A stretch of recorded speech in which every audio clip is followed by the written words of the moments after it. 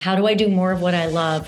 And what do I do with what I hate to either redesign it, reallocate it, delegate it, or do I need to do it? Is it really moving the needle in my business? I'm Brandon Poe, and this is the Accountant's Flight Plan podcast, where you can enjoy engaging conversations about mergers and acquisitions and accounting practice management. Listen in on strategies to build a more fun and valuable accounting firm. All right, welcome to the Accountant's Flight Plan podcast. I have a very exciting topic today. So this is a topic we've never delved into, and I have a special guest who actually, her daughter works in our company. Her name is Lisa Smith, and her daughter Bryn works on our team. And a little bit about Lisa. She is you got a lot of initials behind your name. I don't even know what all these stand for. RDN, LDN, CHWC. Basically, she is a functional medicine dietitian, a gut health expert, and the founder of Lisa Smith Wellness. She has a dual master's degree in nutrition and human biology. Lisa is passionate about helping people live their best lives by offering cutting-edge health solutions paired with a deeply personalized approach. She's a certified wellness coach and a certified functional nutrition practitioner who's helped hundreds of clients break free from exhaustion, premature aging, gut issues, and hormonal imbalances. And she's worked through some of her own health challenges like leaky gut, Hashimoto's, and just hormonal havoc, as she describes. So she knows firsthand what works and what doesn't, and she has made it her mission to help others get results that last a lifetime. She also has a podcast of her own called Pretty Well, and it is globally ranked the top 2% show. She explores hot topics and science-backed strategies to help listeners heal their gut, balance hormones, and unlock ageless beauty through simple yet powerful wellness shifts. And as I said, this is a topic we haven't delved into. And I know, we have a lot of our listeners are very busy professionals. And a lot of busy professionals get tied up with their business and they can't take care of their health the way they should. And so that's what this episode is going to be all about. So welcome, Lisa. Brandon, thank you for having me. I was so excited to come on and talk with you today. Yeah, it's I'm just, I'm personally very interested. It's interesting, a little background, like my parents are aging. My mom's 85, dad's 86. My dad's had some health issues, but my parents have lived pretty healthy lives. Fortunately, I do know my wife Carol's had some I guess some I never can say it properly. Hashimoto's, yeah. Hashimoto's. That's a mouthful. Mm-hmm. It is a lot, and that's so when someone close to you has something like this, it really spikes your awareness. And so let's get into some of these things that really affect a lot of our listeners or people that they know and love. So first question is, how do you define deep stress, and how do people know if they have it or not? I'm so glad you asked me this. And here's why. Because you're talking with people who they have their own business. They're wearing multiple hats, and I know this firsthand. I've lived this. I know what this is like. You can't let a single ball drop, because if you do, you're afraid the whole thing comes crashing down. That is a pretty good setup for deep stress. And what deep stress is, Brandon, it's not the normal, I had a rough day, I'm going to go home and have a glass of wine and relax. Deep stress is that ongoing, it's elevated stress that's ongoing, where it becomes normal. It becomes your new normal, where your nervous system, your cells, your soft tissue, all pretty much brace for impact. It's like being in chronic survival mode. And it's a little different than just, oh, I had a stressful day and the next day I wake up and things go back to normal. This is normal. And the way or the way you may suspect deep stress is you wake up tired.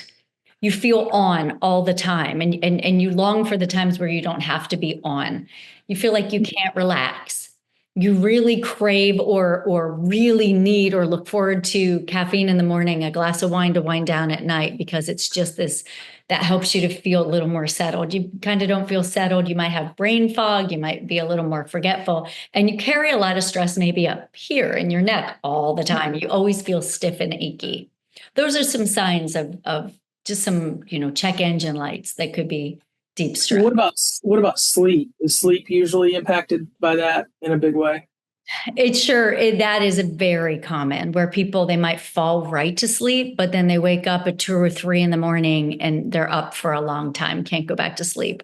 Or they maybe just can't fall asleep because the mind won't shut off. Mm-hmm. Yeah. Yeah. And we know sleep, like if your sleep is off, well, that just causes the dominoes to kind of fall too, doesn't it? Or is that just one of the dominoes in the whole line of dominoes? Yeah. Well, it can be both. So if we're not sleeping well, and we all know what we feel like a day or 2 after not sleeping well, but if it becomes chronic, that's even more of an issue.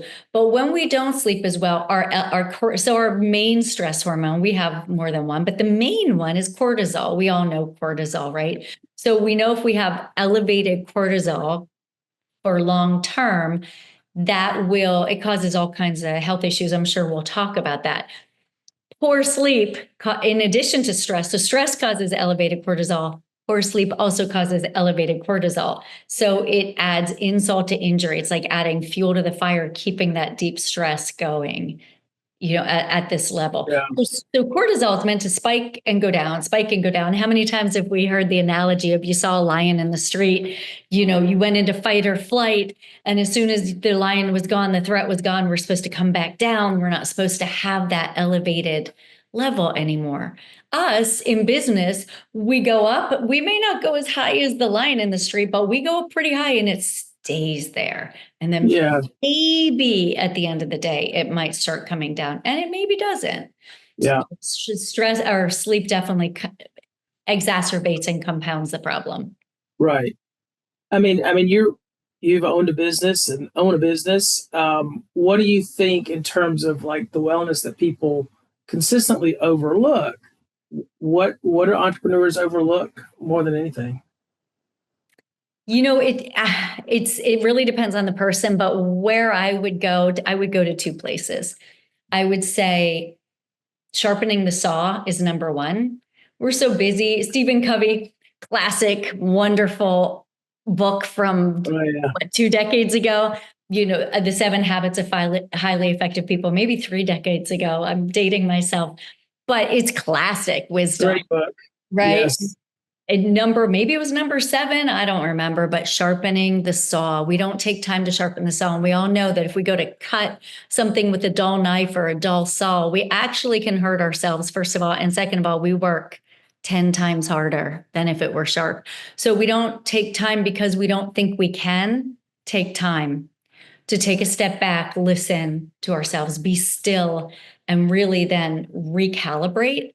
So I would say that's number 1 with entrepreneurs. Again, I'm preaching to the choir here. And 2, nutrition, because nutrition is habitual. We eat what we're comfortable eating. We eat what's convenient. We eat what's fast, especially for your audience during your really busy season.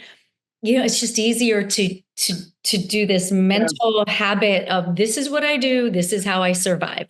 So to find new habits that are just as convenient, but that fuel your body so that it keeps your energy, that keeps that fire going instead of it dying out. I need more coffee. I need a candy bar. I need something to keep me going. If we can fuel properly, I find that makes a massive difference. And that's one that easily gets overlooked. Right. Yeah. And what a hard habit to change if your food. I mean, that's, I feel like a lot of people, I heard the term find your why before your why finds you. Have you That's heard that before? I Yeah. haven't heard the exact thing, but your why is the basis of all of it, right? It's for all of our successful habit change. It always comes with that. Simon Sinek, Right. if you know Simon Sinek, he's amazing. Yes. Has that great TED talk and a book and mhm.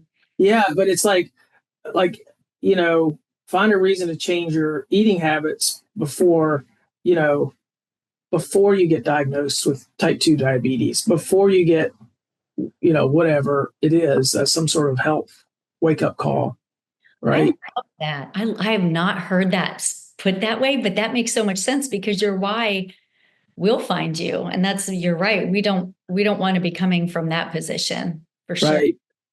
Yeah. Habit change is like something actually we studied a lot when we developed our academy because, humans are creatures of habit and how we run our business is habitual. It's such a hard um, it's such a hard thing to change. Have you discovered anything or just seen patients like change their habits really rapidly? Um, can you kind of talk a little bit about what you've seen in terms of people actually changing their habits? I sure can. And I never, as I said, I have not heard that saying before, but that is when I found people would really change their habits is when people, a little backstory about me, Brennan, you know this, but just for our listeners, I had a brick and mortar functional medicine practice in Pennsylvania. I moved to South Carolina a year and a half ago, sold my practice, which was amazing and a blessing. And now I work more virtually with people and with businesses. But to answer that question, when people would finally get to me in my office, they would Mm-hmm. have already seen several doctors and practitioners. So they were desperate. I've tried everything. I don't know what else to do. I know that somehow I need to change what I'm doing, but I don't know what to do. So at that point, people tend to be really motivated because Mm-hmm. they don't want to feel bad anymore. They don't want to feel sick anymore. And it's scary. They don't want this to be a forever thing. So that is very motivating. That is when people's why finds them.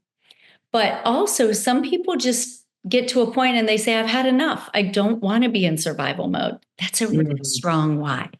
I want to live the life. If we take a look from, if we reverse engineer from where we see the end of our lives and look back to now, we have all the control to make the changes, to live the rest of our days the way we want to. So that becomes a very powerful why if we just take a step back and say, wait, what is it? This is a one ticket ride, this life. I got one ticket. Yeah. So what do I want to do? I'm in the driver's seat. I can be in the passenger seat. I can be passive and let things happen to me, or I can create what I want. And that's going to require change, but that becomes very motivating when we get to that stage. We have a fast-growing CPA firm for sale based in South Carolina. The owner is willing to stay on for 10 plus years to run and grow the firm, which services high net worth clients. The asking price is $10 million and the listing ID is SC2038. Visit PodGroupAdvisors.com to learn more. One of the lessons that we kind of teach in our academy is failure to implement. We call it FTI. So you can have all the information, you can know what you should do, quote, or you know the path that would lead you to success, but you can't implement. And that is something that I think what we have found is like, okay, look in the past, because a lot of times your habits, if you look in the past, you've probably changed some sort of habit before, right? Like maybe you gave up ice cream when you were 21. Whatever it was. Yeah. Why did you change? Like look to your own personal history. Was it because you had accountability? Was it because you are goal oriented? Like I feel like it is really specific to the person, right? And if you think back, so for anyone listening who really wants to change, like think back, when have you changed before? Because surely you have at some point in life. Yeah. And it can be really specific to the season. I think back to when I was right out of college, I had different motivators than I have now. So it can be really specific for the individual to what is actually going on now. Yeah.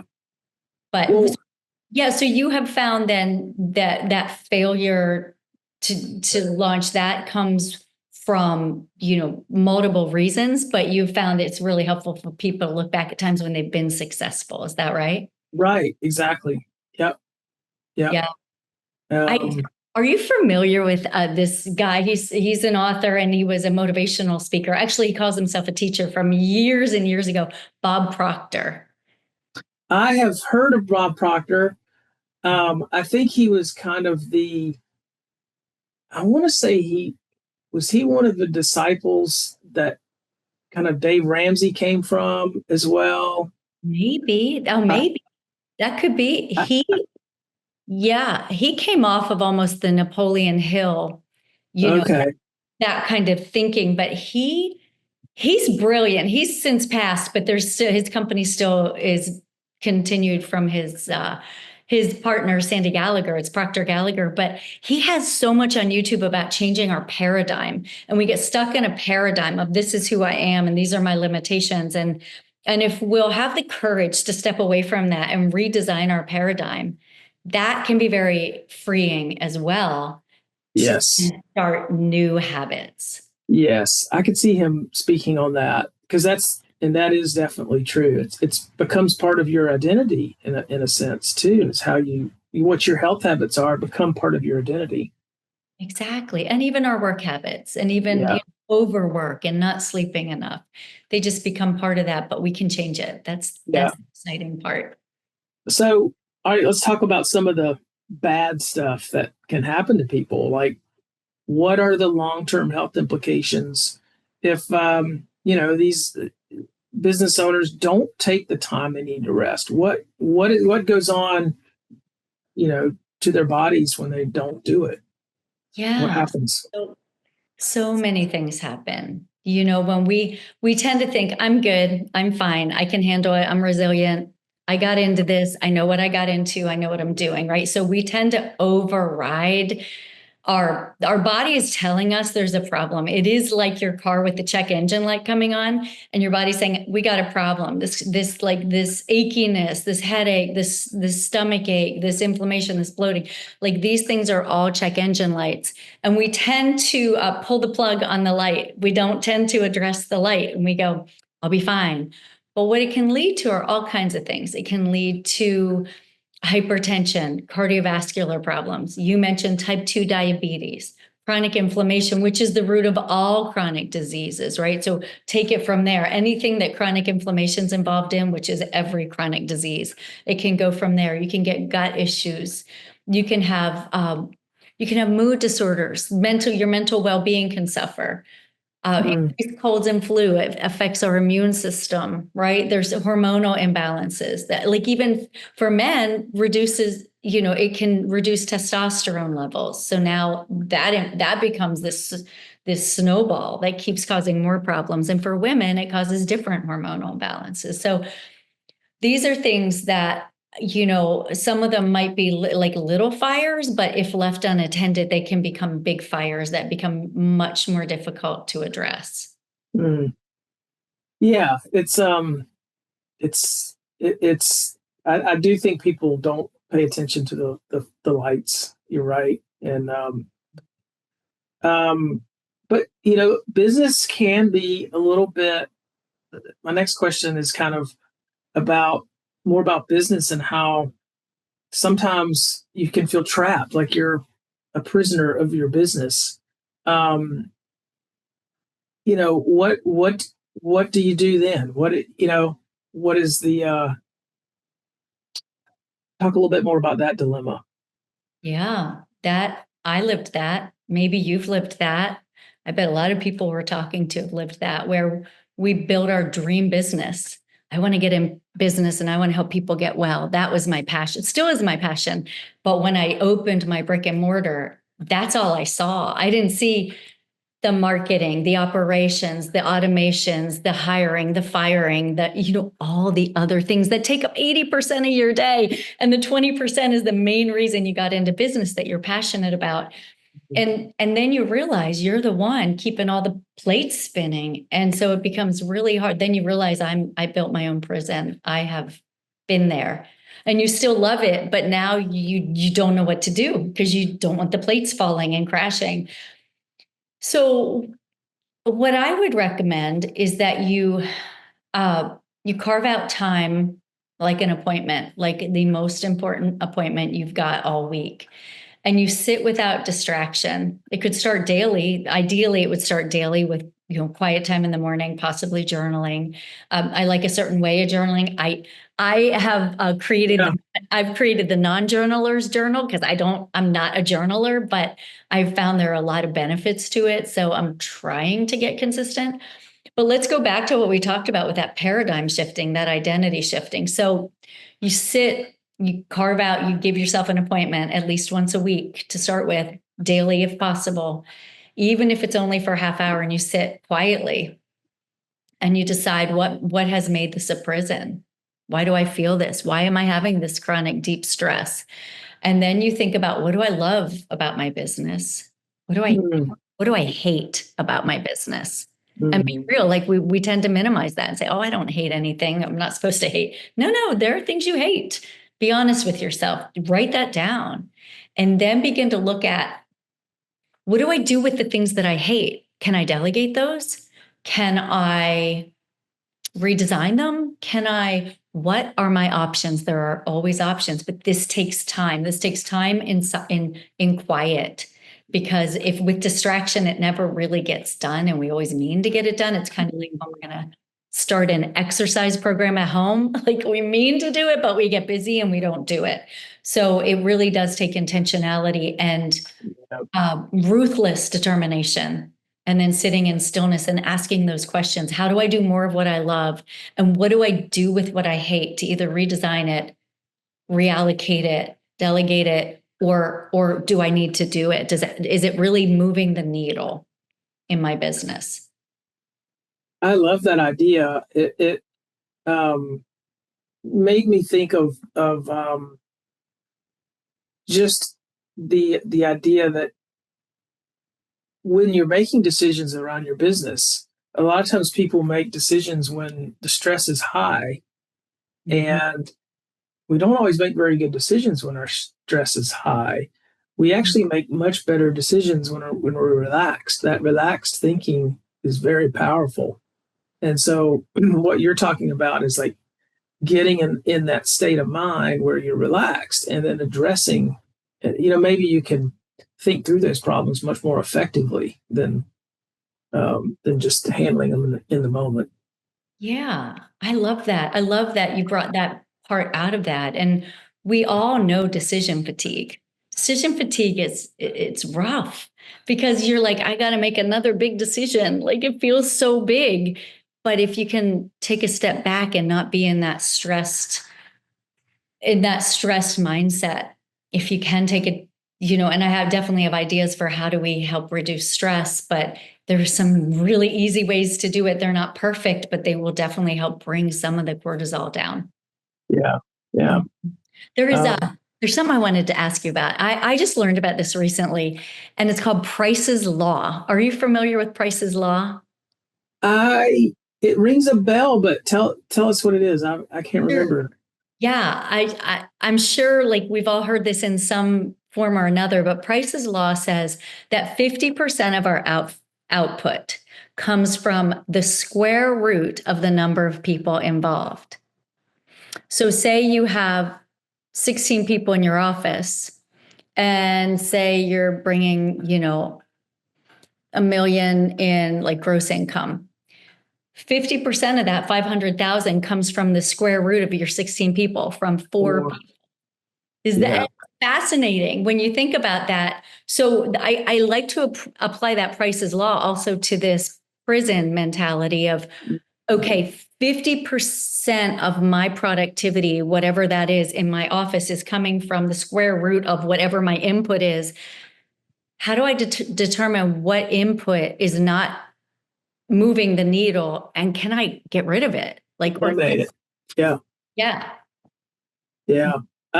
I think there's, it kind of ties into the whole Pareto principle very yes, well, which is the 80-20 principle.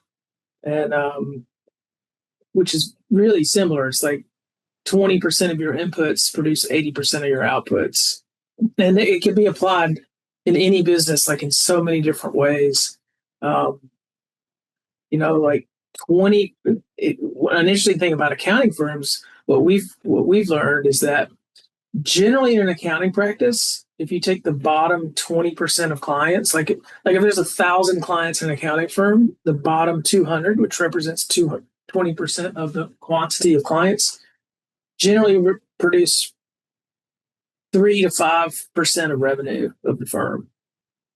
Usually sometimes it's even smaller. Sometimes it's like 1 or 2%. And you think about that.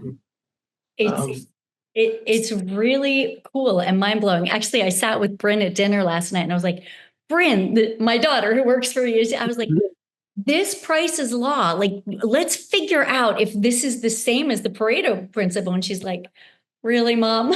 I'm like, yeah, so let's do it. Let's do an example and see if then we can extrapolate that into. And she's like, oh, I'm the lucky one. How did I get you? I can totally see that being Bryn's response. Like, oh wow, yeah. Mm-hmm. Okay. Well, all right, I'm gonna turn the page a little bit and get to some of the questions I always like to ask all of our guests. And the first one is just maybe a memorable story. So can you think of like what's been the most memorable story of your career? It could be a client, it could be a team member. Yeah. Yeah. So my goal for clients and for everyone on my podcast as well, my goal is to give people manageable changes that are life-changing. They're transformative. And one day in my office, I had several clients that day. And on that particular day, 2 different people came in and said, you saved my life. And I went, oh, that's nice. That's great. And they're like, no, really, you did. You saved my life. You completely changed it. Now, did I save their life? No, I didn't. But I gave them manageable things that they could now put in, as you said, based on their why, based on what they wanted to accomplish in life. They could put these lifestyle changes, dietary changes, sleep, things that would help them sleep, things that would reduce stress into their lives, and that it wasn't overwhelming and it was life-changing. That's the bottom line. So these things that we're talking about today, these are life-changing. They sound so run-of-the-mill, right? Oh, I've heard that before. Oh, I know what I'm supposed to do. If I had $1 for every time someone said, I know what to do, but I just don't do it. And then we're able to talk through the nuances of why, or maybe it's a little different than what you thought you knew, and we can just tweak it a little bit. And now it works for you. It's transformative. Yeah. I feel like, it's the simple things that we all kind of know. And I feel like a lot of suffering that we have especially as business owners, is we're just trying to do too much all the time. Like it's really, we don't put up great boundaries around our time so that we can focus on these things properly. And and that was one question. Before I ask you my last question, I want to go back to kind of like some of these more actionable things. And I do think a lot of it's time management. It's like we're just taking on too much. We're just wanting to do too much, cramming every moment of the day, or cramming something into every moment of the day.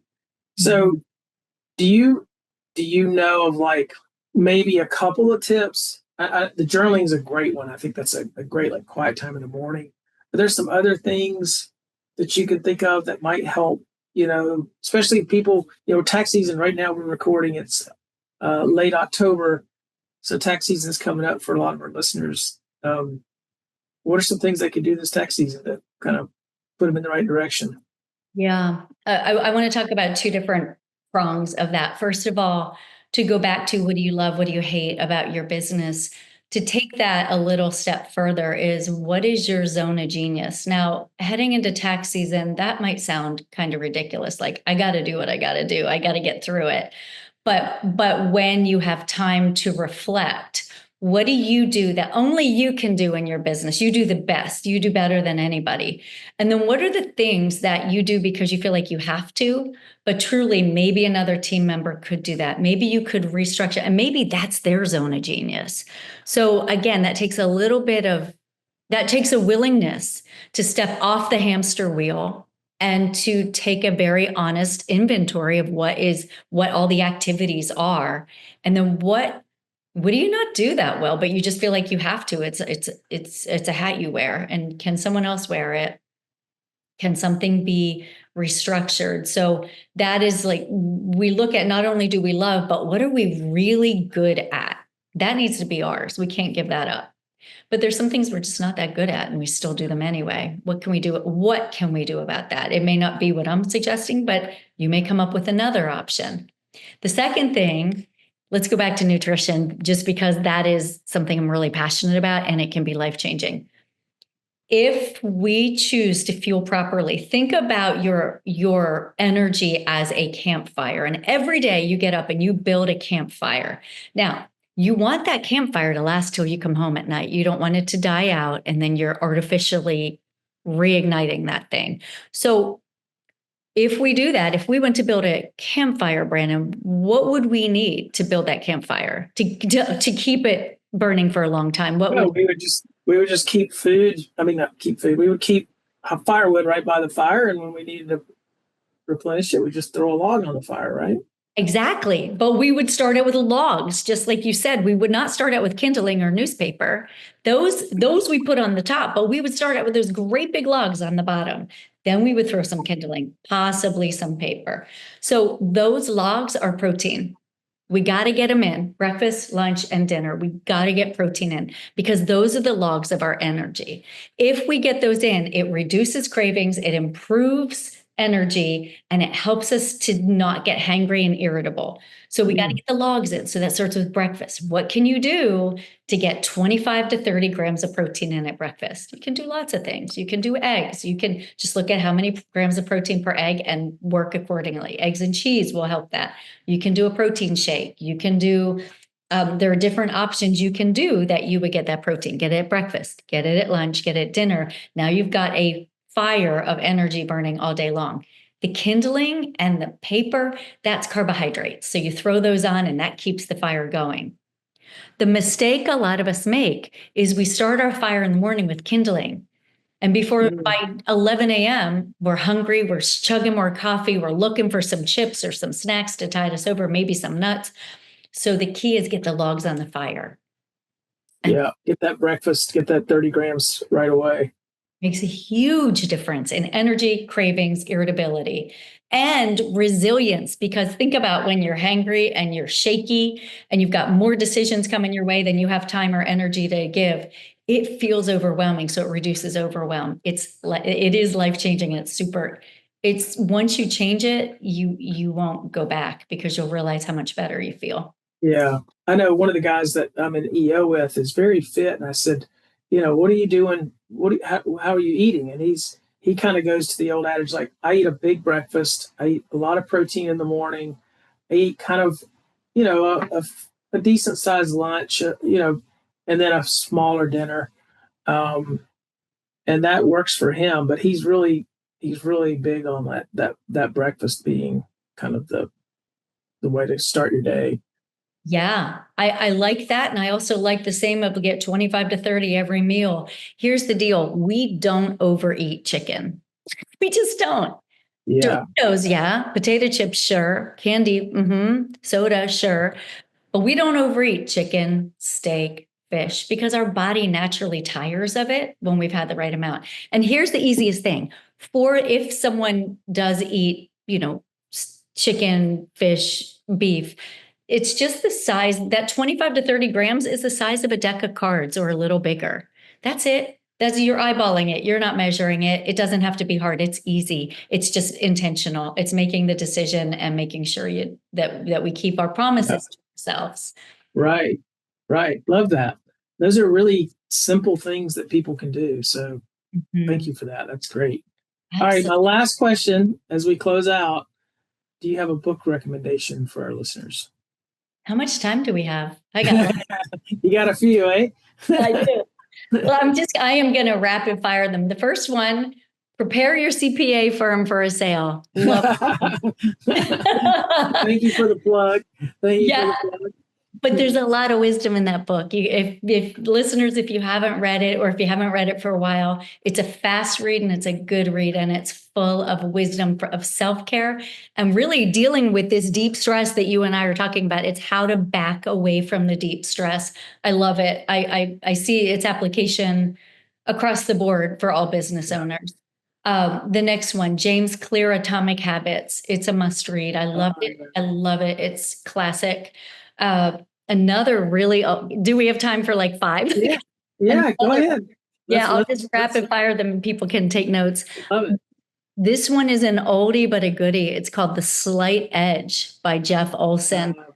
Such a good book. It talks about exactly what we're talking about. These little incremental decisions we make. They either take the trajectory where we want it to go, or they take it down. He gives the example of 1 Big Mac a day. Like 1 Big Mac, is that going to kill you? No, it's not going to. But if you have one every day for the next year, you're going to see a change in your health. So it's the trajectory concept. A couple others, Who Not How with Dan Sullivan. That's a great one. Great one. It's great for how do I get some of this stuff off my plate, right?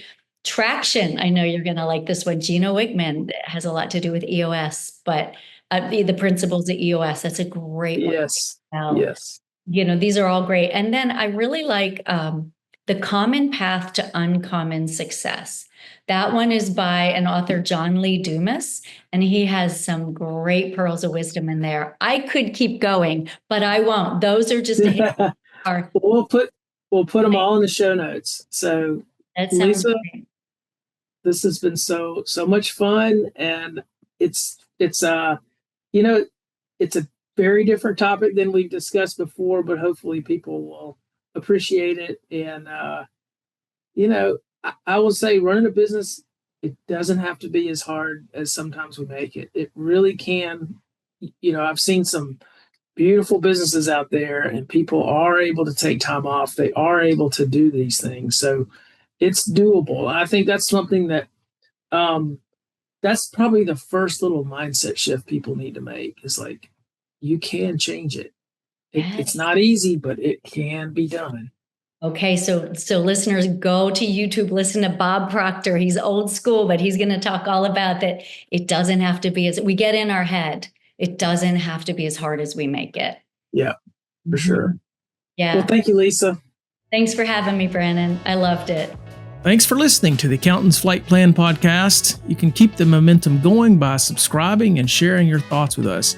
Visit our website at pogroupadvisors.com for more resources, and tune in next time for more exciting conversations like this one.